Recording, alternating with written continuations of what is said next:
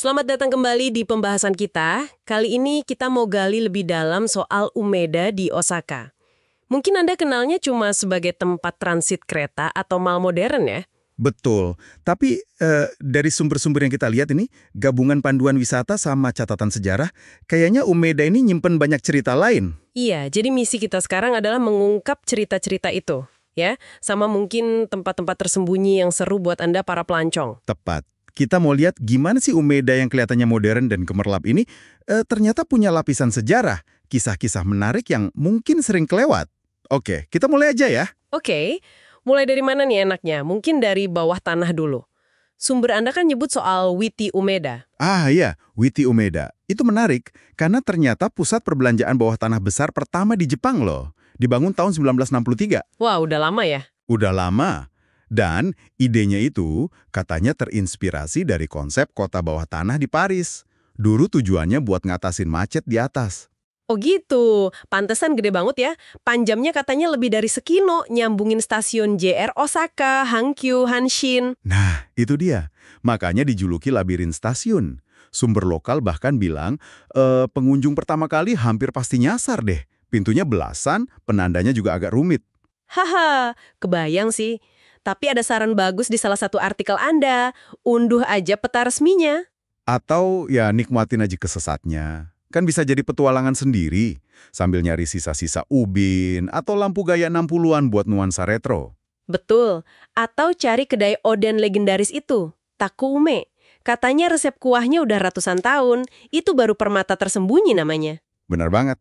Nah, dari bawah tanah yang rame, kita coba ke tempat yang lebih tenang tapi punya cerita kuat.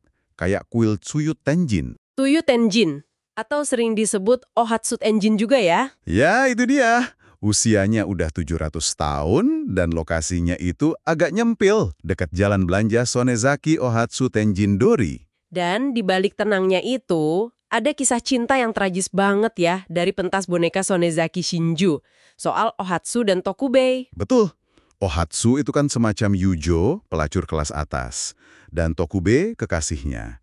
Karena ya cinta terlarang, status sosial, fitnah, akhirnya mereka bunuh diri bareng di lokasi kuil itu. Makanya jadi tempat ziarah cinta gitu ya. Iya, dan di sana ada hal unik buat dicoba. Kayak omikuji cinta, kertas ramalan gitu, harganya 200 yen. Nanti ramalannya baru muncul kalau kertasnya dicelupin ke air. Wah, seru tuh. Ada lagi? Ada ema, papan doa kayu, bentuknya unik, kayak perempuan cantik. Terus ada jimat keberuntungan lapis emas juga. Tapi nggak cuma soal cinta kok. Di sana juga bisa doa buat kesehatan, sukses sekolah. Jimatnya lucu. Ada yang bentuk tas sekolah. Lengkap ya ternyata. Bukannya juga dari pagi sampai malam lagi. Oke, sekarang kita lihat Umeda secara keseluruhan. Transformasinya itu kan gila banget ya. Dari catatan sejarah Anda, Umeda dulu beda banget. Beda jauh. Susah dipercaya kalau daerah penuh gedung tinggi ini dulunya itu lahan basah. Namanya Umeda Yabu, sekitar 300 tahun lalu. Tempat orang mancing belut. Serius, mancing belut. Iya, dan dianggap nggak layak huni karena banyak nyamuk pas musim panas, terus dingin banget pas musim dingin. Terus gimana ceritanya bisa berubah jadi kayak sekarang? Titik baliknya itu pas stasiun Osaka datang, tahun 1874, terus ada pengembangan besar-besaran dari Hankyu Railway mulai 1910. Itu yang ngubah segalanya. Nama Umeda sendiri katanya dari kebun pelung ya? Kemungkinan besar begitu. Umeda kan artinya ladang plum. Dulu katanya tempat bangsawan pesta kebun plum. Buktinya juga ada. Pas bangun Taman Umeda, ketemu akar pohon plum sama wadah sake kuno. Wah, keren. Kalau ke sana Februari katanya ada festival anggur plum ya di taman itu. Nah, ngomongin transformasi nggak bisa nggak nyebut Umeda Sky Building dong? Oh, jelas.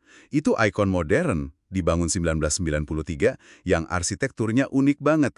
Katanya terinspirasi Menara Babel. Ada floating garden observatory di puncaknya. Dan ada cerita romantisnya juga kan? Soal Lumi Skywalk di lantai 39. Ah iya, mitosnya kalau pasangan gandengan tangan nyebrang pas sunset, cintanya bakal abadi.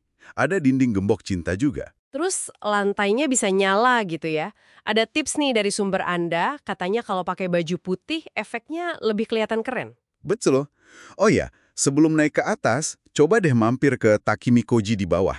Itu lorong makanan yang dibikin kayak suasana Osaka tahun 1960-an.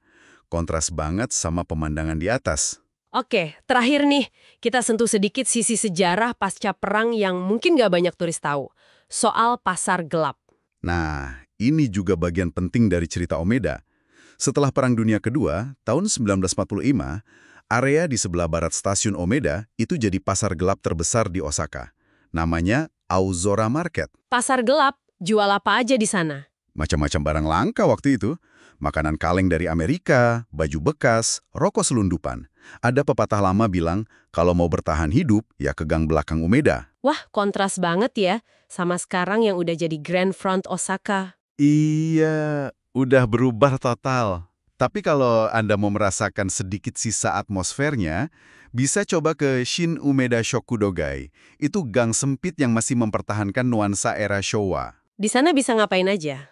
Ya makan, cicipi yoshoku, masakan gaya barat ala Jepang yang populer pasca perang, kayak omurice atau nasi kari. Bahkan, ada yang nyebut soal museum memori pasar gelap kecil di basement restoran Kushikatsu. Tapi katanya perlu reservasi dulu. Itu penemuan tak terduga banget sih. Jadi ya, kesimpulannya Umeda ini memang kompleks banget ya. Jauh lebih dari sekedar stasiun dan mall. Ada sejarahnya, legendanya, sisi romantisnya, bahkan jejak perjuangan hidup pasca perang. Semuanya campur aduk di tengah modernitas. Semoga cerita-cerita ini bisa ngasih perspektif baru ya buat Anda pas jalan-jalan di Umeda nanti atau pas lagi merencanakan perjalanan. Jadi mikir juga ya jadinya. Mikir apa tuh? Ya mikir aja di setiap kota modern yang kita lihat sekarang, yang kayaknya udah rapi dan canggih semua, Iya. seberapa banyak sih sebenarnya lapisan cerita yang nggak kelihatan? Kisah-kisah lama, tempat-tempat tersembunyi yang nunggu buat ditemuin persis di depan mata kita atau di tikungan jalan berikutnya. Sesuatu buat Anda renungkan mungkin di perjalanan Anda selanjutnya.